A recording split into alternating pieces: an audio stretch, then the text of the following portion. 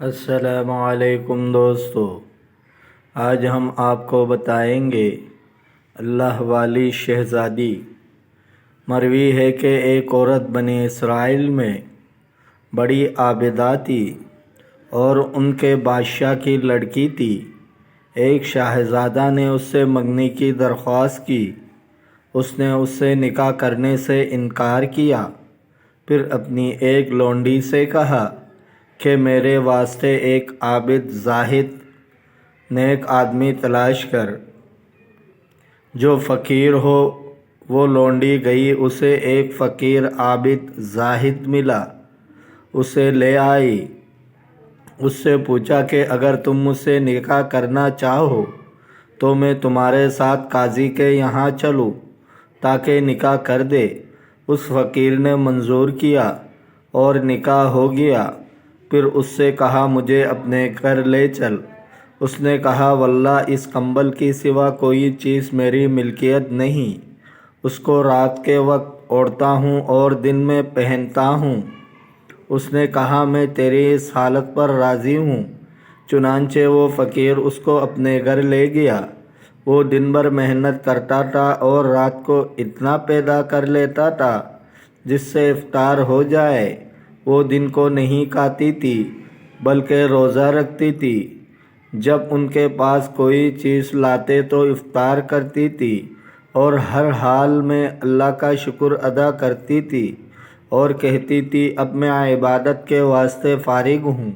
ایک دن فقیر کو کوئی چیز نہ ملی جو ان کے واسطے لے جاتی۔ یہ امر ان پر شاق گزرا اور بہت گھبرائی اور جی میں کہنے لگے کہ میری بیوی روزے دار گھر میں بیٹی انتظار کر رہی ہے کہ میں کچھ لے جاؤں گا جس پر وہ افطار کرے گی۔ یہ سوچ کر وضو کیا اور نماز پڑھ کے دعا مانگی، اے اللہ آپ جانتے ہیں کہ میں دنیا کے واسطے کچھ طلب نہیں کرتا، صرف اپنی نیک بیوی کی رضا مندی کے واسطے مانگتا ہوں۔ اے اللہ تو مجھے اپنے پاس سے رزق عطا فرما، تو ہی سب سے اچھا رازق ہے۔ اسی وقت آسمان سے ایک موتی گر پڑا، اسے لے کر اپنی بیوی کے پاس گئی۔ جب انہوں نے اسے دیکھا تو ڈر گئے اور کہا یہ موتی تمہیں کہاں سے لائے ہو؟ کہا جس کا مثل میں نے کبھی اپنے محل میں بھی نہیں دیکھا۔ کہا آج میں نے رزق کے واسطے محنت کوشش بہت کی لیکن کہیں سے نہ ملا، تو میں نے کہا میری بیوی گھر میں بیٹی انتظار کر رہی ہے کہ میں کچھ لے جاؤں جس پر وہ افطار کرے، اور وہ شہزادی ہے، میں اس کے پاس خالی ہاتھ نہیں جا سکتا۔ میں نے اللہ سے دعا کی تو حق تعالیٰ نے یہ موتی عطا فرمائی اور آسمان سے نازل کیا۔